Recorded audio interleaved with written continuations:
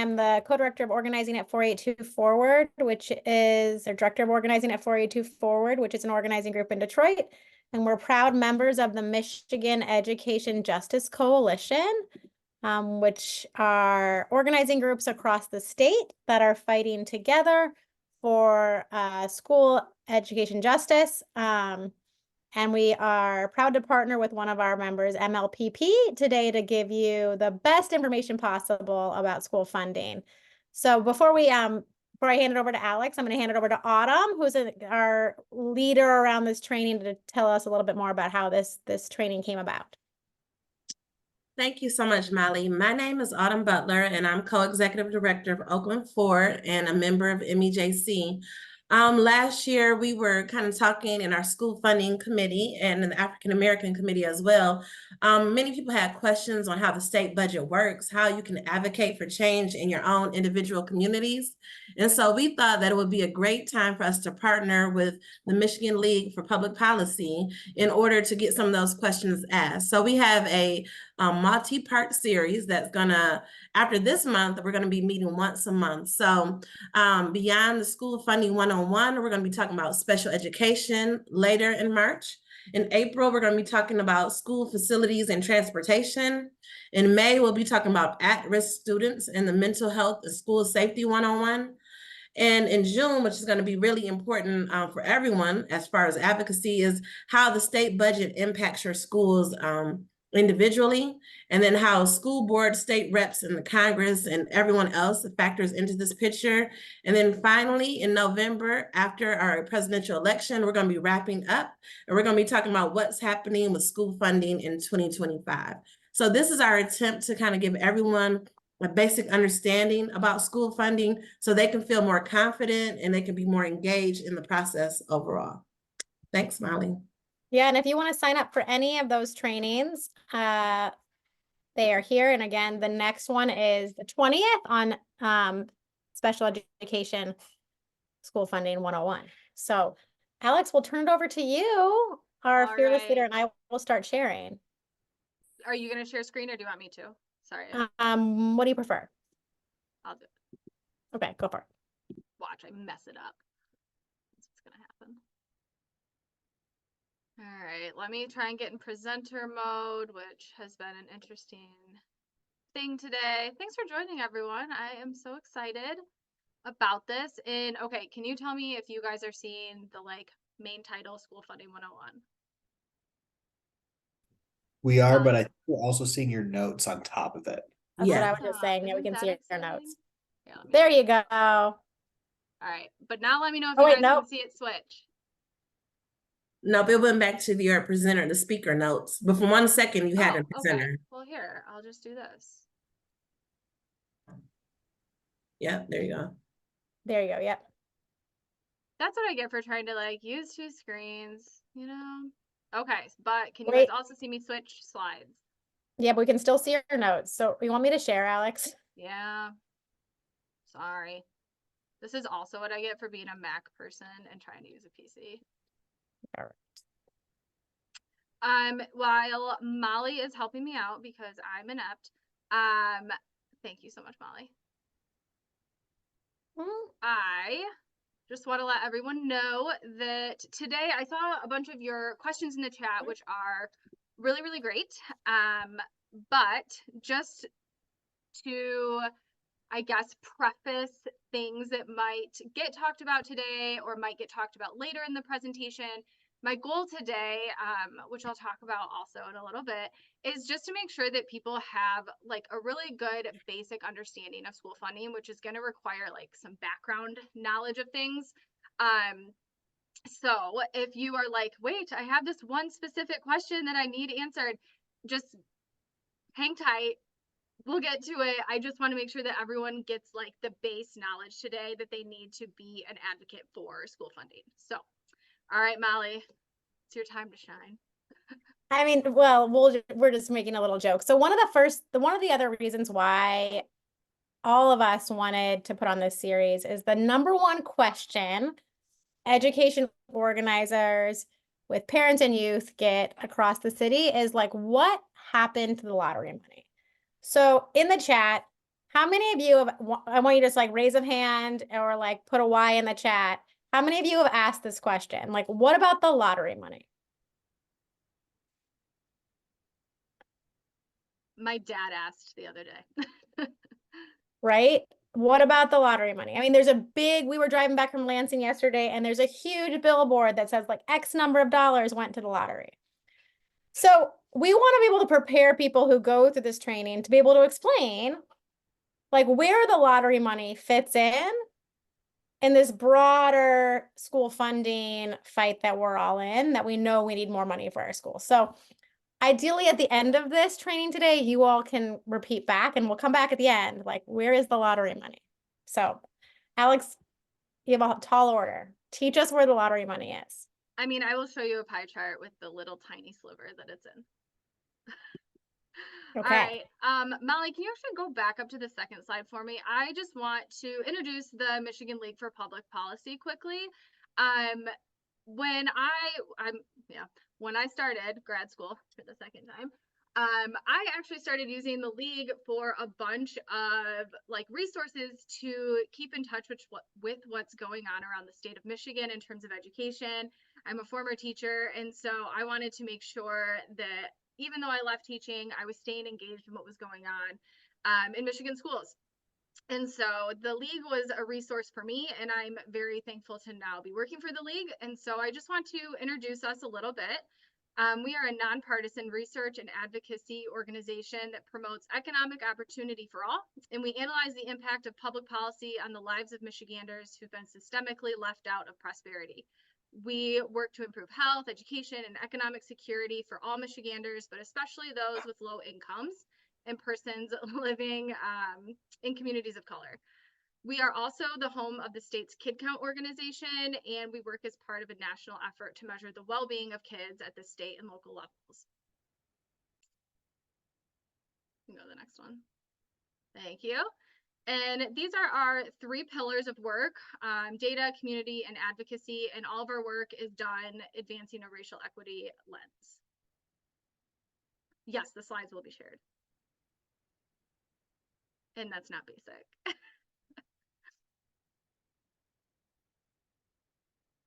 All right, you guys ready to get started? All right, so I am screen sharing and I have 2 screens going on here. However, that makes it kind of difficult sometimes for me to see if people like have their hands raised because you're all super tiny, like over here. So if you do have a question, feel free to put it in the chat. If someone from MEJC can or want to answer, go for it. If it doesn't get addressed right away, then we will definitely have some time to talk at the end. So yeah, I'm not going to talk to you guys the entire time. We did make sure to leave ample time at the end for discussion. So feel free to put a question in the chat or write it down. But it is kind of hard for me I can't see everyone's hands or faces. So, all right, here we go. Now for the reason you're all here. Michigan's public school system serves nearly 1.5 million students in public schools and public charter academies. So today we're going to talk about the 3 main funding streams that make up Michigan's education budget. This year, it totals $21.5 billion. All right, so some terms you need to know ahead of time. 1, homestead property. Like it sounds, it's your residence, it's your house, it's the property at which you live. The second property is non-homestead properties. So these are all other properties: commercial, industrial, agricultural, as well as rental properties and second or vacation homes. So when we're talking about collecting taxes on places, most of the time we're talking about one of these 2 kinds of properties. All right, stick with me guys. I swear this will be the only math portion of the presentation. So now that we know about the 2 different kinds of properties we're going to be talking about taxing, we need to understand what it means to collect the taxes. So when we talk about tax revenue, we're talking about a tax rate or a millage rate times the tax base, which is the taxable property value. A mill might actually sound super familiar to some of you because we just had voting day and there were a bunch of districts who were voting on millages. So a mill is 1/10 of a cent, but it helps me to think about a mill as paying $1 in taxes for every $1,000 of taxable value. So when you go to the polls to vote on renewing or approving a millage, you might read or hear discussions about collecting so much money per pupil or per student. So the way that we can think about that is in the second formula there, where you just kind of put everything over pupil, so per pupil. So revenue equals the millage rate times the taxable value per pupil. So we're going to put this together in an example. I was an English major, I was an English teacher. So this is math, Alex's version. Just one more math slide, I swear. Maybe two, I can't remember, to be honest. All right. So here are the two little formulas that I just went over. And then we got a little story problem. So if Star School District needs $8,000 more per pupil, per student, and the district has $140,000 in taxable value per pupil, what's the millage rate need to be? This is the problem that your superintendents have to deal with. How much money do we need? How much money is that going to be per pupil? Go to the next slide. So all we have to do is we plug in the numbers. We plug in how much money we need to generate. We need to generate $8,000 per pupil. So we plug that in. We plug the $140,000 in taxable value per pupil. We do a little bit of simple math, and we end up with 57.1 mils. So yes, again, these slides are going to be shared. Don't feel like you guys need to write formulas down and stuff. It's just important to kind of have this basic vocabulary starting to percolate in your brain so that we can kind of move on and get the rest of the stuff down. So we're done with math. I don't know if anyone's as excited about that as I am, because again, I was an English teacher. All right, we do need a little bit of a history lesson though.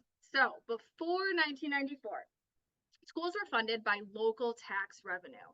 So local school district voters would set their own property tax rates to fund school operations. Voters could agree to spend as much or as little as they wanted on their schools. This kind of funding system, while getting local control, we had a couple of big problems. Number one, property taxes in Michigan were super high. They were amongst one of the highest in the nation. And two, this resulted in school districts with hugely different funding levels. So in 1994, voters approved a new school funding system, which happened with a really interesting process if you would like to Google that. Or I can tell you about it later if you want to email me. So voters approved a new school funding system that we call Proposal A. Proposal A centralized education funding at the state level, and it established a minimum revenue level for Michigan schools. So this way, the state has control over all the public school districts, and schools were guaranteed a certain funding level. So the things that Proposal A are kind of written on the screen here. Property taxes came down, sales tax went up, and that additional 2% goes straight to schools. And probably most importantly, required local districts to levy 18 mills on non-homestead properties. See, you're glad we did the math now, because now that makes sense, right? Hopefully. All right. Oh, good. Okay. I'm glad Molly can hear me. I turned my volume up thinking that that would help. Not really sure why, but I will try and speak up. Okay. Well, great. Now I'm yelling at Anna. So we have three different funding streams that make up school funding in Michigan. Some of the money comes from the federal government, some from local sources, but as you can see here in the middle, the majority of funding for schools comes from dollars that the state collects and distributes.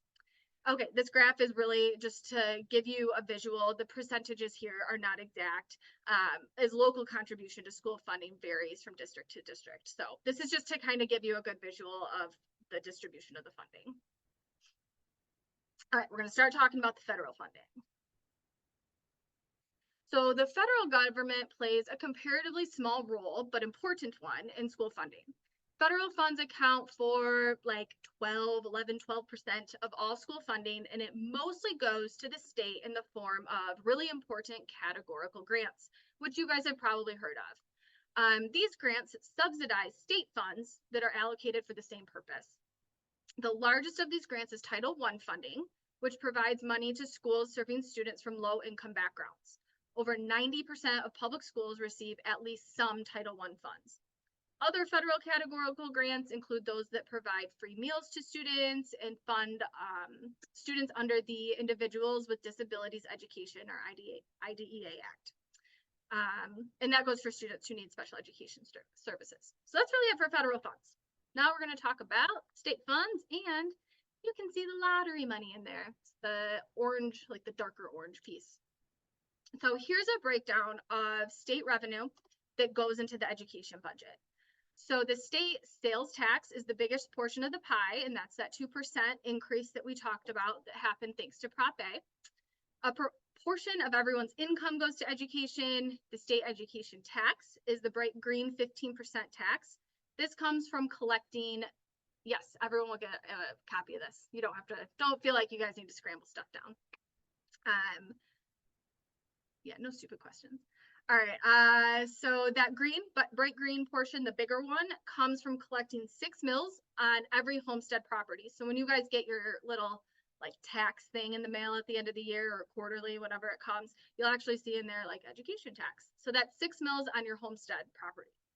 Some lottery money, as you can see, goes into education, use tax, and then some smaller pieces there. Importantly, this does not include the 18 mills that's required from non-homestead properties. All that money goes into something else that is called the foundation allowance. And I put that on there twice because it's so important. All right. Now the foundation allowance. What's a use tax? I'll get to that in a minute. All right, foundation allowance. So the main source of operating funds for school districts comes from the foundation allowance. Over half of the school aid fund, the entire school budget, is used for this foundation allowance cost. So every year the legislature, so your local districts will collect their 18 mills on their non-homestead properties. And then the legislature will determine a dollar amount. They'll determine some dollar amount that every school will receive for every pupil enrolled in the district. The foundation consists of a combination of both the local and the state contributions. So the local districts contribute by collecting the 18 mills on all non-homestead properties, and then the state will make up a difference if it's needed. So the fiscal year 2024 budget set the foundation allowance, which is the school year right now, set the foundation allowance at $9,608 per pupil. And then I know I said no more math, but like I did it for you, so it doesn't really count. So for example, if the foundation allowance that the legislature sets is $8,000 per pupil, and our district levies all that 18 mills from our non-homestead property, and it equates to $5,500 per pupil, then the state will make up the difference and they'll provide $2,500 to get up to the $8,000 per pupil. Now, some of you guys, and I kind of saw it in the questions when we were getting started, we're talking about the differences between, hey, why does my neighbor's school get more money than mine? There are some nuances that came out of Proposal A. I don't really want to get into the weeds with a bunch of that stuff right now. We will talk about it at other trainings, and if we do have time at the end, I'm happy to provide resources or get into it a little bit more later. Correct, Autumn. All right, so how does the state know how many kids we have? Because all this money, or the foundation, is per pupil. Well, we have something called Count Day, which your kid might bring home a flyer and say, hey, Mom, if I'm at school on Wednesday, I'll be in the drawing for yearbook, or they're giving out pizza, or whatever. Yeah, Count Day is really important for these districts and for the government, because we need to have an accurate count of how many students are in a district so that we can get them the right amount of money. So twice a year, once in October, once in February, schools count up how many students are in attendance and they submit that number to the state. And we do it twice a year so that we can get an accurate count, but also just in case student population really goes up or really goes down one year, the state uses a blend of the current year and the prior year's funding, just so that schools aren't dealing with any like volatile funding issues. All right, so what we just talked about with the foundation allowance is a huge start to getting schools the amount of money they need. So saying you have this many kids and we are going to give you this much per kid. However, we know that some students require a lot more funding to educate. So for example, students with disabilities require more services, right? We have to hire paraprofessionals for a lot of those students. Students in rural districts, they often travel a lot further to school. They have different needs than students who are in, let's say, Grand Rapids or Detroit, whose schools may be super close to them. Students with disabilities require more services. Students who are learning to speak English require extra support. And this is all extra money that the foundation doesn't cover. So Michigan has recently, within the last couple of budgets, worked towards a funding formula. So instead of, or a weighted funding formula. So instead of just saying everyone is equal, everyone gets the same thing, we are moving towards a more equitable funding system by weighting certain categories of students because they need more money. So for example, students from low income homes, they receive the foundation and then they receive an additional percent of the foundation allowance. And this is true for a few different categories, most of which I think I touched on: English language learners, special education students, etc. All right. Here we have a chart of everything that the education budget pays for. So I think that somebody brought this up in the chat earlier, like, what is all this money going for? You can see a big chunk of it is going towards that per pupil funding. But then we have lots of other things that we have to fund, right? We have the teachers' salaries. We have the retirement system that we have to put money in towards. We have that dark orange piece right there is what the state puts in for special education funding. Students who are considered at risk, early childhood. We know that students who are in kindergarten and preschool require, although that's a whole nother thing. We know that they require a little bit more services, right? You shouldn't have one teacher per 32 students like you can in a high school science class. And so these things cost a little bit more money to educate. These kids just cost a little bit more. And so we put in some more money for that. School safety and student mental health has been a huge one recently that has gotten a lot of attention and has also gotten a lot of money. So all of these different things here, busing, right, is stuff that goes into the state education budget. I want to make sure that everyone kind of has maybe realized that there's something really important here that you need that's not covered here. And that would be the actual school building. And that is where we get into the very important local contribution. So the state budget does not cover anything for school facilities. Well, generally speaking. All right, local funds. Alex, there were some questions in the chat around consolidation. What's consolidation? Consolidation is when two or more districts merge. One of the bigger, consolidation things that I've seen happen was when Albion Public Schools closed and those students kind of consolidated and went to Marshall. So when two districts come together. I don't know if someone else wants to explain that a little bit more in depth. Sometimes it's just not monetarily feasible for a district to stay open if it's too small. Still have to pay for a principal, still have to pay the electrical bill, still have to pay for the teachers, but you might only have a few students. Your foundation amount is so little, but you still have those same kind of overhead costs. Is there anything else you want me to touch on right now? Thank you, Tanner. All right. All right, we have covered a lot. I probably talked too fast and I'm sorry if I did, but we can go back to so much more of this stuff. This is something that honestly I think is one of the biggest misconceptions about school finance, especially with my friends that I talk to. They don't realize that the state of Michigan, so all that tax money that we talked about and where it goes and how it's distributed, et cetera, it doesn't go towards providing for school facilities. And what I mean by that is like the actual building. So there is a school being built literally across the street from my house. I can wave to the construction workers out my window when they start backing up the bulldozers at 7 a.m. every day. We're not best friends. So anyway, sorry, the chat keeps popping up and I need to mute it or something. My eyes need to stay down here. So any funds needed to build a school building or to like maintain it or add to it, even like a new baseball field, things like that, really doesn't come from any state funds. Schools are permitted to use a little bit of their state funds towards capital expenditures, but most schools need that money for their operating funds. And so even though they're allowed to use like 10% of it for that, most of them don't. They just don't have the room in their budget for that. this is where all of these kind of local elections come into play. This is also where some issues of equity come into play. So most of the funds needed for capital infrastructure must come from voter-approved bonds and millages. These funds can only be used on buildings, like building buildings, or upgrading school facilities. So if you think about all the things that this could encompass, it's a lot. Science labs, media centers, technology upgrades, athletic facilities. I mean, these are things that are ongoing and come up all the time. And as technology increases and times change, are things that buildings really need to update. So the state does cap the amount that districts can raise for these things. And even though the state doesn't provide any funds for this, they do provide some support for districts who take on debt for capital infrastructure. So they do provide a little bit of support, just not direct funds.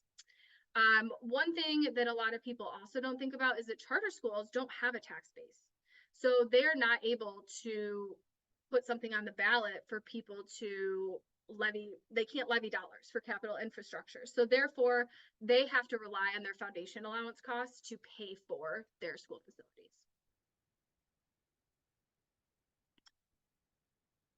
All right. Tanner, that graph might look familiar to you because I took it from your Crossroads report. So is the Michigan school funding system equitable? Yes, but no. So among a lot of improvements, Proposal A did help create a more equitable education funding structure in Michigan. So as we talked about before, schools could spend as much as little as they wanted on their schools. There wasn't really anything in place that said you have to spend this much, you can't spend more than this, et cetera, et cetera. So because of that, we did move to a more equitable funding system. Centralizing the funding at the state level helped create a more even playing field for all districts. However, we also know some students require more services and therefore more funding to educate. So to help serve these students, Michigan school budget has been moving towards, like I said, a weighted funding formula. However, that funding formula is not perfect, and it's kind of early in the process of us doing so. It's only been the last few budgets that this eye towards equity and this emphasis on the weights has kind of come to the forefront of these discussions. So while we have made a lot of progress in recent years, and especially since 1993, and a big help from the fiscal year 24 budget, we do need to continue to work and to advocate to make sure that all schools are not equally funded, but adequately funded, and that this funding is reaching the kids who need it the most. So unlike the school aid fund, which is centralized at the state level, local districts, like we just talked about, are responsible for funding school facilities. Since we rely on just local property taxes and voters to fund these school facilities, the requirement on taxpayers is different depending on the residential school district. Because remember, a mill is based on, or a millage is based on the taxable value. So how much money you can raise is based on how much taxable value you have in your school district. And because that varies from school to school, no matter how far or close you are, then the money you're able to raise depends on that, depends on the taxable value of your district and the will of the voters in your district. So you can imagine that there's two school districts. They each need a new elementary school building.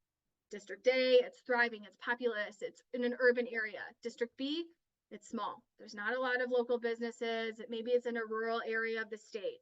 Because District A has more taxable property value than District B, the residents are going to pay lower taxes. Their millage rate will be lower there to build the exact same building as District B. District B would have to pay a lot more than District A, the smaller, less taxable value. There was a study done in 2019 that illustrated, which is what's on the chart here, the millage cost to build a new elementary school in 4 Michigan districts. The tax burden ranged from 1.47 mils in the most property wealthy district to 22.3 mils in the district that has the lowest taxable value to build the exact same school building. So these unequal tax burdens on Michigan residents leads to inequitable educational experiences for Michigan's kids. So we know that the building itself matters, right? Because think about all the different resources you may have. So you may have all of the internet upgrades, and you might have laptops for every kid and this awesome media center with all of these awesome things that kids can look at, versus a district who may be spending more money but still can't afford those things. So this chart is showing that the difference between those 4 districts and how the millage rate can really change from district to district. Yeah, Ludington is really, people are probably getting mad at their neighbors now. It's not their fault. So even though the passage of Proposal A in 94 was the first step in creating a more equitable education funding system in Michigan, and then we took another good step in the 2024 budget, especially pertaining to the school aid fund, there are other areas that we do need to pay attention to, especially funding for special education services and school facilities. And this is something that MEJC and other advocates are working towards. And hopefully it's something that you all will want to engage in conversations around. I'll talk about this in a few slides, but our next session is on special education funding and how exactly that works in Michigan. It's complicated, but it's also something that I am hopeful is improving in Michigan, especially with what the governor recommended in her budget. All right, someone talked about this in the chat before we started. So this is Michigan's budget cycle, which really starts in, I mean, you could make an argument that it starts in January with CREC, but in February, the governor releases her proposed budget. So on February 7th, Governor Whitmer sat down and she had a room full of people that she released her budget to. She also streamed it online, which was really interesting to listen to. So I highly recommend that those of you who kind of maybe haven't been sucked into watching like Senate TV like I have been lately, that you kind of get engaged with watching things like that. And I can talk about that in a little bit too. So in February, the governor releases her proposed budget. And then from February to April, all these different subcommittees in the House and the Senate, they meet and they take her budget and they kind of craft their own versions of their spending plan. So this is what's happening right now. So the education committees in the House and the Senate are sitting down. They have Governor Whitmer's budget recommendations. They have recommendations from economists about how much money is going to be coming into the state via taxes, and they make their own recommendations. I actually was able to meet with a representative yesterday who just wanted to know what people thought about a few different things in Governor Whitmer's budget, which is a really cool thing to know is happening. So lawmakers in the education committee are reaching out to places like MLPP and MEJC and 428 Forward, and they're listening to other groups like the MEA, and they want to know, and even the business associations and things, and they want to know, hey, what did you think about what Governor Whitmer recommended in her budget? What do you think about what happened in last year's budget? Is this money helpful? Is it not helpful? How can we tailor it to make it work better for you? So all these conversations are happening right now. I have made it a new hobby of mine to watch the education committee hearings where they take up a bill and they sit down and they talk about it and people testify, yeah, that's a good idea. No, it's not a good idea.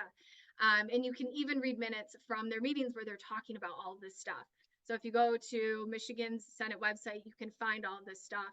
You can also put your email address in and you can get notifications for every time the higher ed committee, the education committee, the education appropriations committee, every time they're going to meet, you can get a little notification for it. And then you can even tune in on like YouTube TV or whatever it is to watch, which is actually really fun to do. So that's what's happening right now. And then sometime in April or May, these subcommittees are going to take their budgets to the floor and they're going to vote on them. Sometime in late May, early June, last year it was even earlier than this, the joint House and Senate conference committees will meet to iron out differences between their budgets. So the Senate presents a budget, the House presents a budget, they're going to meet, they're going to try and iron out differences that they may have between their budgets. And then they're going to move it over to present their final budget bills to the governor by July 1st. They have to do this by July 1st. And then she can take it and she can veto certain line items, or she can sign it. And then it all starts, we're all happy and we take a little vacation for a while. And then, yeah, that's a good question, Henry. And then it'll all begin again in October. I'm actually going to answer Henry's question right now. Sorry, you guys are like up really high. How do you think the special elections affect the budget season timeline this year? I think it will affect it. I think it won't. It can't push things past June 1st because they don't have a choice, or July 1st because they don't have a choice, but they have to get the budget done. I do think that the two Democratic representatives who ran for mayor, got elected as mayor in their hometowns, and now we have to have a special election in April. I think that things are just going to move a little bit slower. The House, I believe, has decided that they're just like not really going to meet on Thursdays anymore, even though they usually do. I think things are going to be kind of slow until then. But I think that in that time, there's really good opportunity for people to go to their representatives and talk about things that matter to them. So yeah, I think it might kind of change things a little bit with what's happening, but I don't think it's going to slow things down too much, if that makes sense. Because like it can't. They have to get it done by July 1st. So that is Michigan's budget cycle. Screenshot this, print it out. I have it on my board right out back there because it is a very helpful thing to just kind of have a general idea of what's going on. All right. June 30th budget. Let's hope so, Tanner, right? I mean, what did they do last year? Last year it was really early and it was nice. I just It was started also working. June 30th last year, yeah. Yeah. I had just started working for MLPP and people kind of expected there to be a bunch of stuff going on and they're like, oh, the budget got signed, Alex. The budget got signed. Yeah. I must have had good luck. All right. So some people were asking about how can I advocate? Like, what can I do? Alex and Tanner, can you either of you talk about why that date is important for school districts? So like if the budget doesn't get passed, what happens to school districts? Go ahead, Tanner. Oh yeah. So there's we have a calendar year, and that calendar year starts January 1st, ends December 31st, right? But governments have fiscal years. Businesses have fiscal years too. But the thing about our fiscal years is that they do not line up. So the fiscal year for school districts ends June 30th and starts July 1st, which means they need to have a budget in July. But the state, their fiscal year ends September 30th, starts October 1st. And so districts need to have budgets, even though their budgets largely depend on what the state budgets in their budget, but the state's budget is due later. So it's a little funny situation. Not the end of the world, but maybe not ideal. Yeah, and I don't know if you guys remember, if anyone remembers, some of the things that we voted on last year did not have immediate effect. They didn't take effect until, what is it? Is it 30 days or 90 days? February 13th. And so even like if things don't get approved with immediate effect, it's pushed out even further, and that can just really hold things up for districts. And it's not like once this money and count day happens that the money is just like automatically transferred into the bank account. There are wait times for districts, so it is really important for that stuff to happen on time. Thank you, Tanner. It gave me a chance to get a drink break, and I really want to find this for you guys so that I can show you if I'm able to share screen at some point. Okay, MLPP has some wonderful advocacy tools for you guys. The first thing is to just kind of stay informed. So our website has a bunch of information on what is going on with the state budget, what's going on with education. Right now, we have something up called the People's Budget, which is our priorities for every budget area this year. And so if you go to our website and click on People's Budget, you'll see kind of a summary of our legislative priorities for the year, things that we would like to be pushing for, and there is an education one there as well. Within the next, by the end of this week, we will also have a first look of the governor's budget up. So if you want to know what the heck is in the governor's budget, but you don't want to read the whole dang thing, don't read the whole thing, please. If you don't want to read the whole thing, we will also have like a fact sheet with some infographics and things like that up on the website by the end of this week. You can also sign up for our Under the Dome legislative updates, which will come right to your email.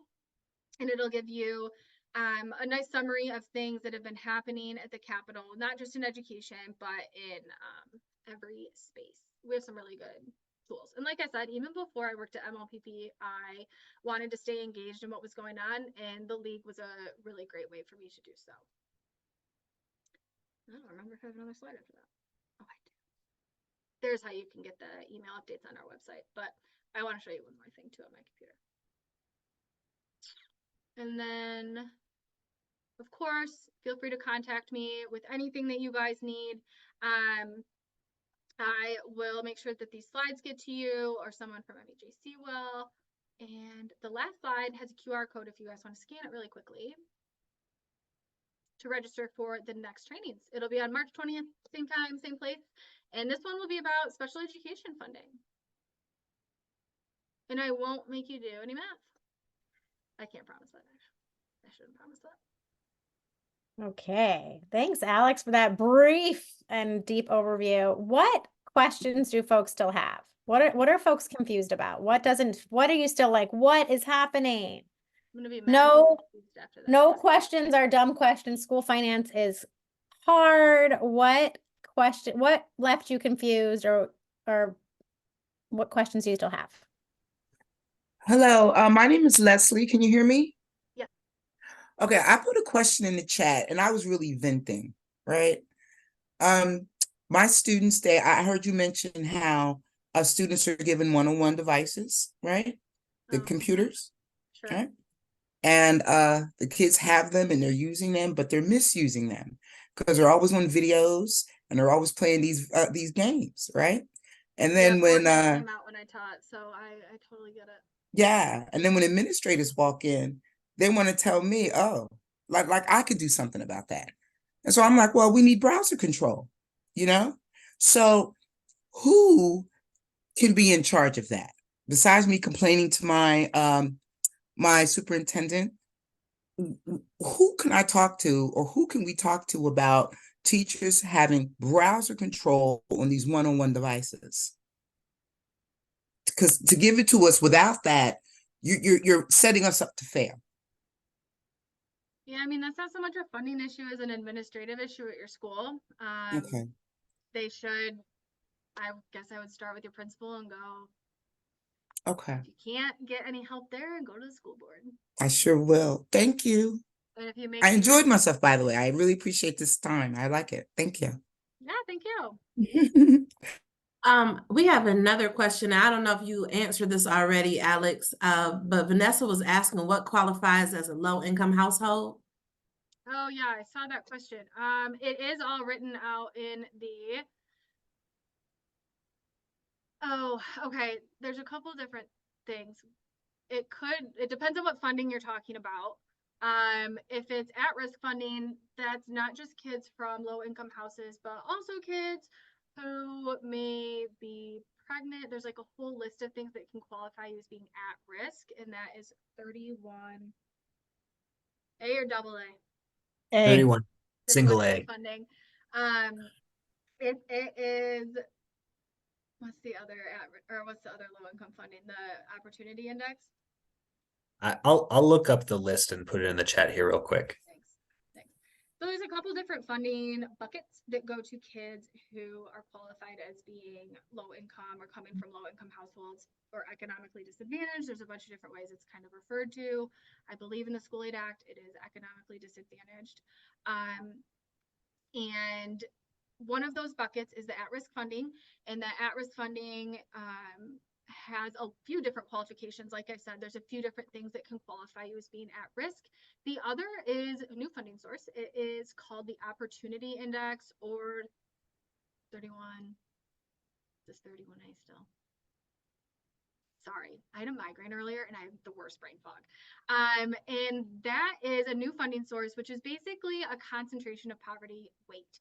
So districts are now receiving funds depending on the concentration of poverty within a district. So the more concentrated poverty you have, the more funding you get from the state. And that is like I said, a newer funding line item in the School Aid Act. And we'll go deep into at-risk in one of our other trainings. I'll drop the link again if you're really interested in at-risk funding. So I'm just looking through the chat, and one of the questions, this is open to you, Alex, or Molly, or if someone else knows. And if we answer it, let me know. Does Michigan fund education at a lower level than other Midwest and New England states?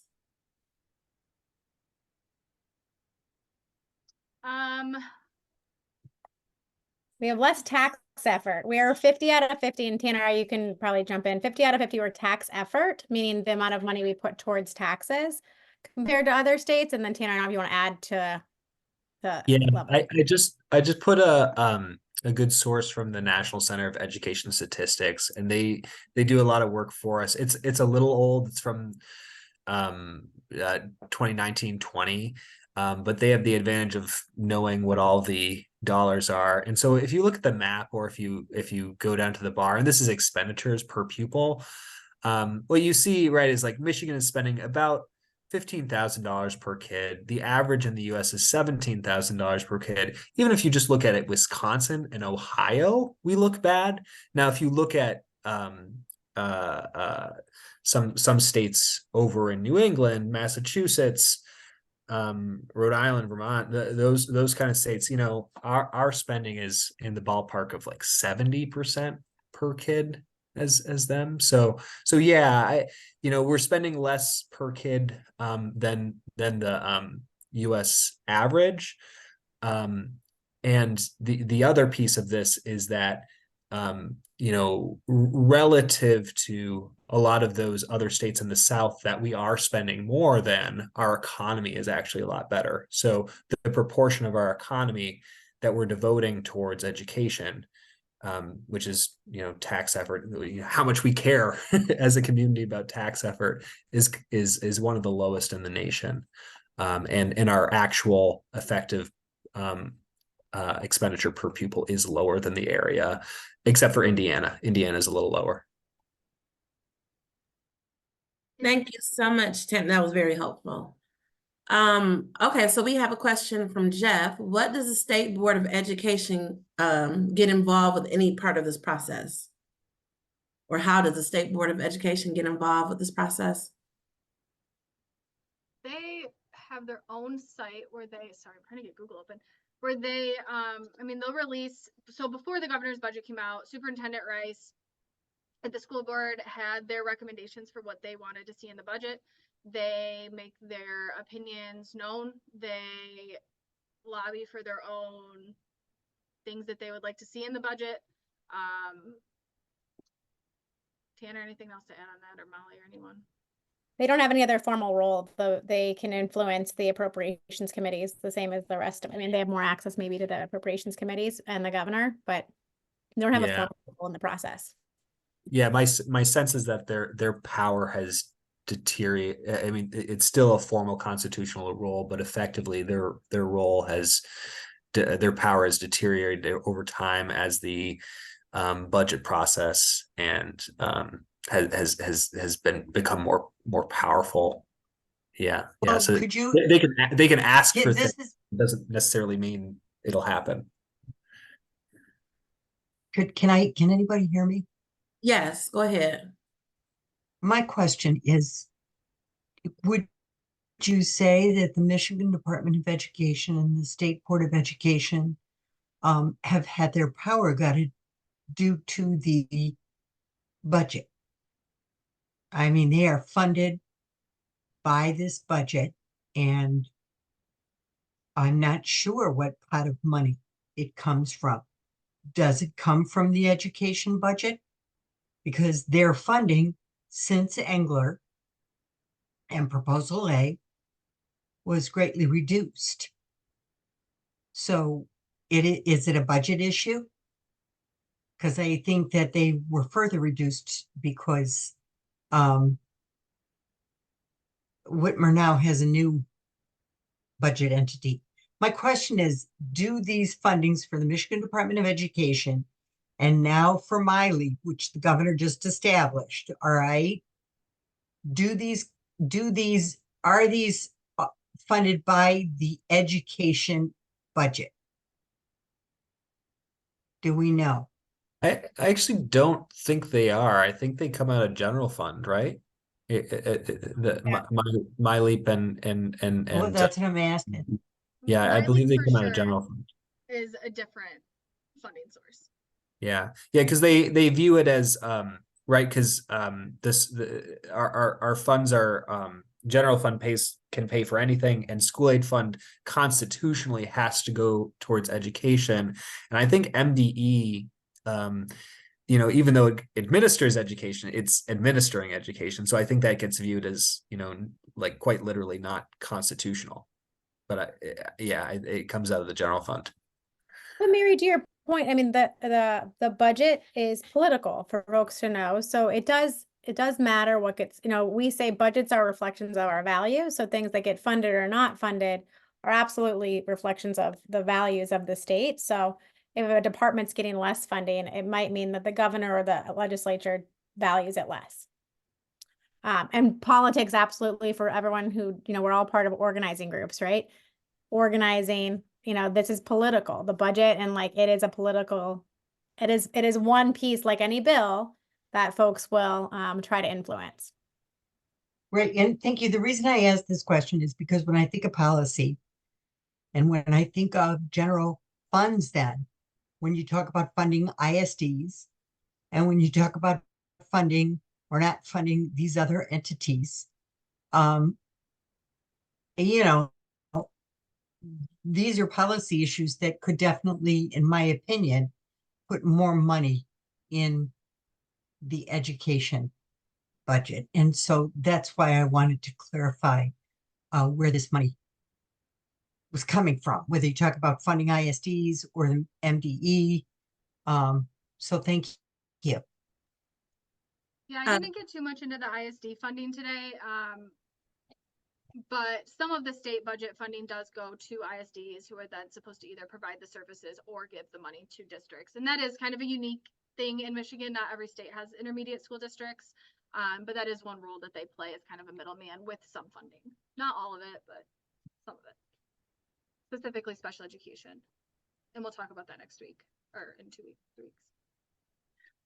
That was a great question. I guess a follow-up question Mary had in the chat, which I think was really good too, is what is the difference between the funding we have now and weighted funding? And then Molly put in there, the difference literally is $4.5 billion a year. But can you explain that a little bit more? And maybe that's open to Molly and Tanner and Alex.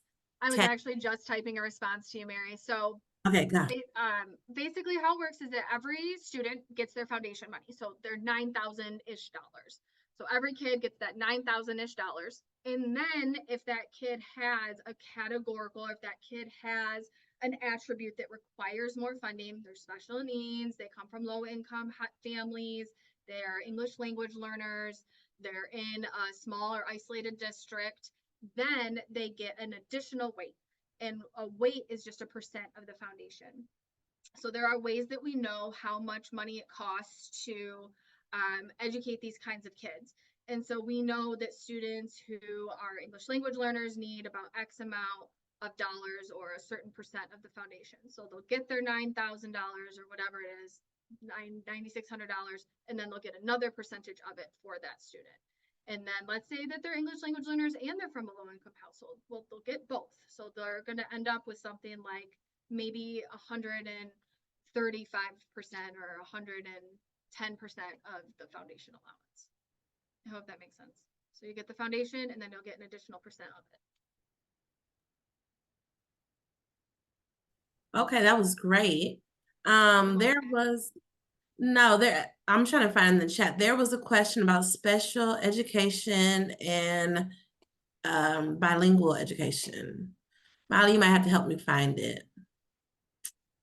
Let me see. The question is how is funding allocated for English language learners? is it special education budget or another part of the budget?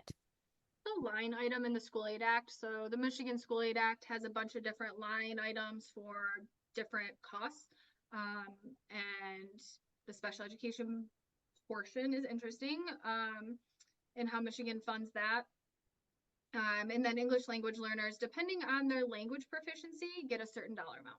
So they all take a certain test to determine their language proficiency, and depending on where you fall on that test, what your score is, you get a certain dollar amount. And that dollar amount, I believe right now, ranges anywhere from like $35 to, I don't remember the top end, a couple hundred. And I just want to plug, so March 20th, we'll be talking all about special education 101. So March 20th, mark your calendars. We're going to go in depth about that. Thank Yeah, you, it Tina. ranges from $167 per pupil to like $1,400, depending on English language proficiency. And I put the link to section 41 in the chat, just in case you want to read budget boilerplate.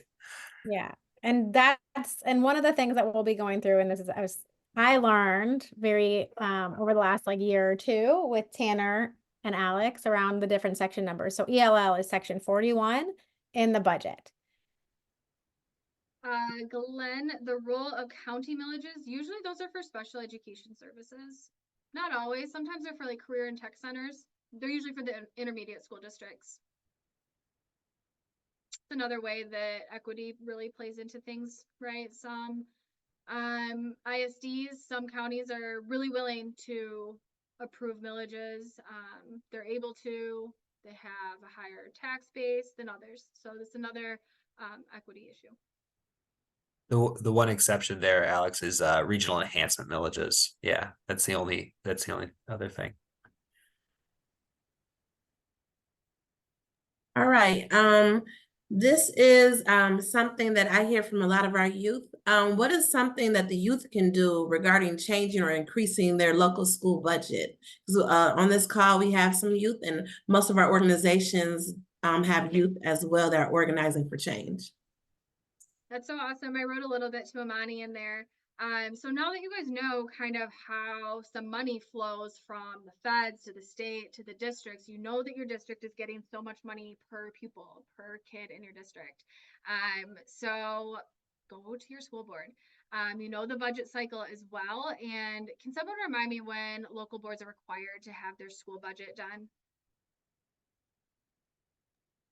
June 29th.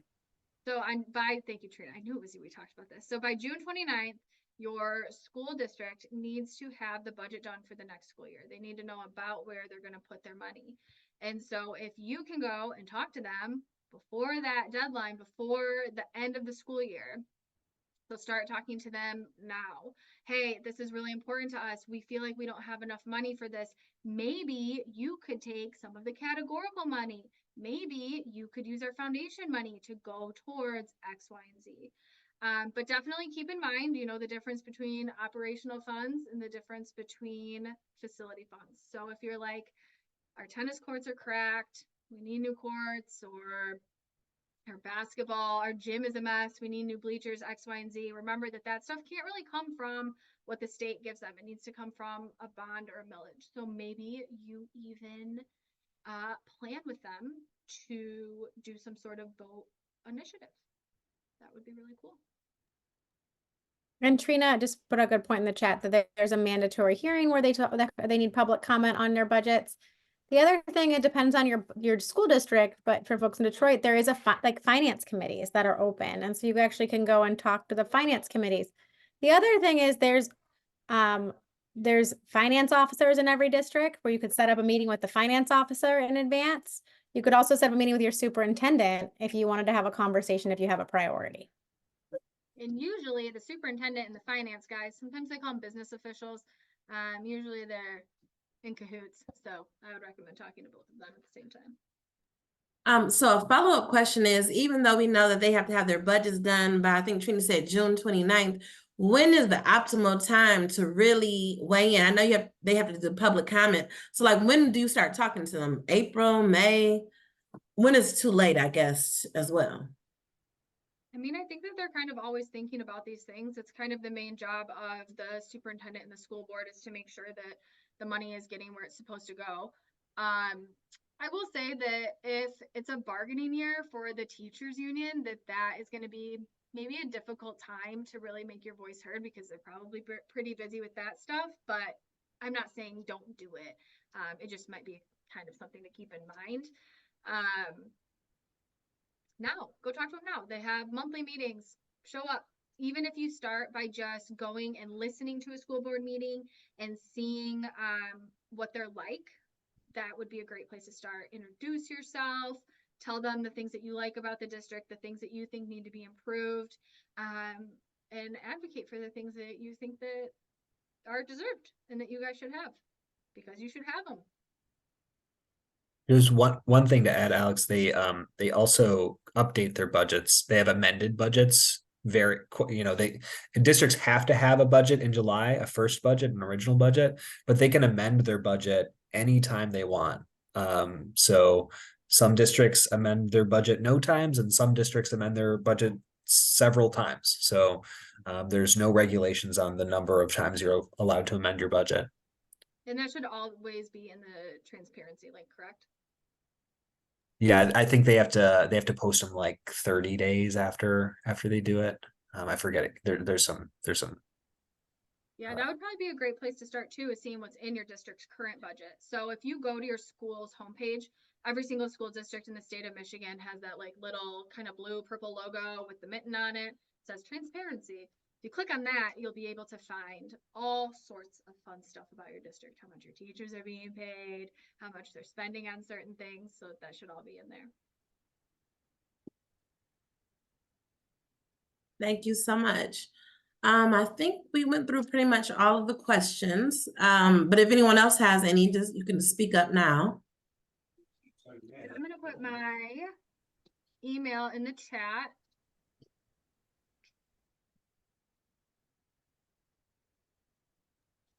Hi, while you doing that, my name is Jerica.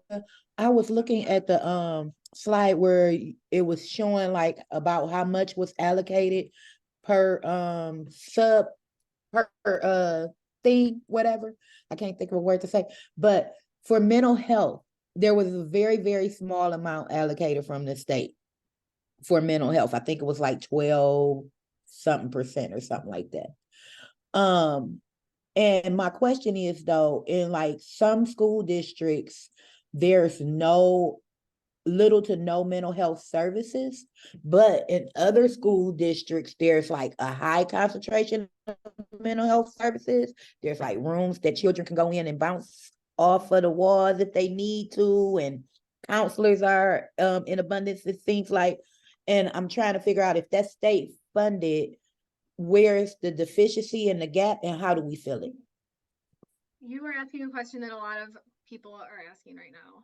So first, I just kind of want to point out that 12% of a budget that's 21 and some $1 billion is still a lot of money.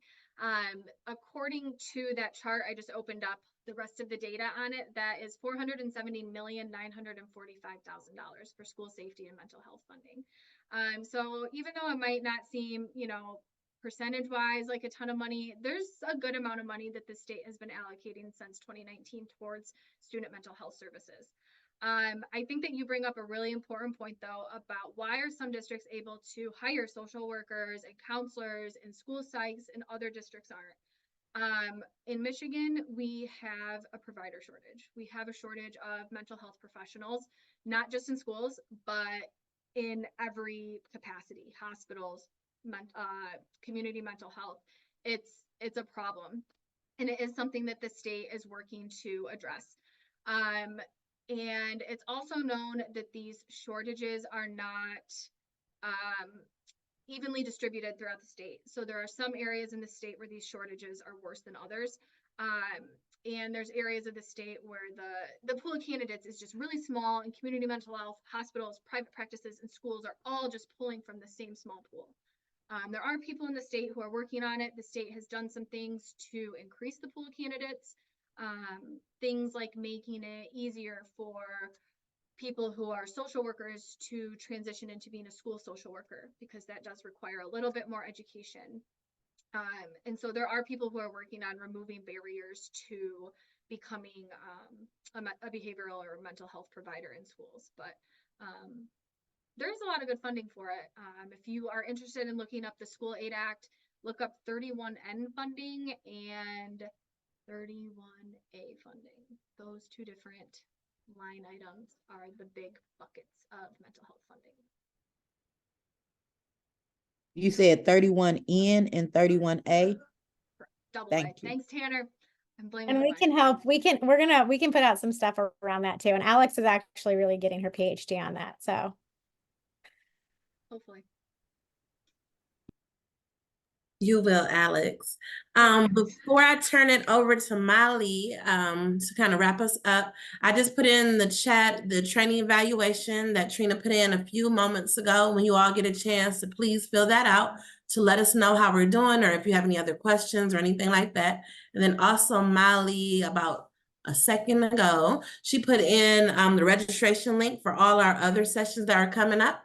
So please make sure you sign up for those so you can make sure you get all this follow-up slides and share with your network and your partners and your families and parents as well. And I'm turning it over to you, Molly. Yeah, so thank you all so much for attending tonight. We want you to join as many of these trainings as you can and we're gonna keep, now we have your contacts. We want you guys to get activated in the work that we're doing as the Michigan Education Justice Coalition to both have a say in how the money is currently spent. So we say budgets reflect our values. But the other piece, which many of you brought up tonight, is that we don't have enough money for our schools. So in order to really fully fund Michigan's public schools, Tanner, we said it before, $4.5 billion more a year. So we need to grow the pie. Has any of you ever had a very small dessert with a lot of people and you only get a small bite? That is what the state is doing right now. We are funding everything in our state with a very small pie. So we're trying to fund our roads and our schools and our water infrastructure, but the pie is really small.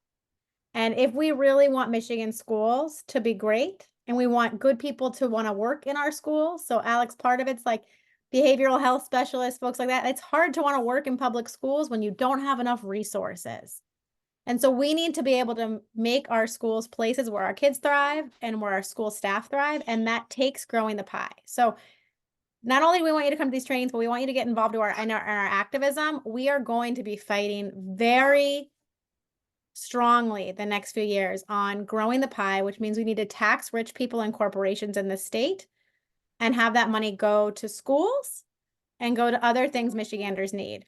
And it's a non-negotiable for us when it comes to ed justice, because that $4.5 billion, if we don't have it, our schools can't thrive. So please make sure to come to the trainings, but also follow MEJC as we fight for that $4.5 billion. Anything else, Autumn? No, I think you all said it all. Alex, thank you so much for talking with us today. Tanner and Molly for answering all these questions, Trina as well. And I am super excited to see everyone on March 20th. Yeah, thank you so much, everyone. Have a good evening. Thank you. Bye, y'all. Bye.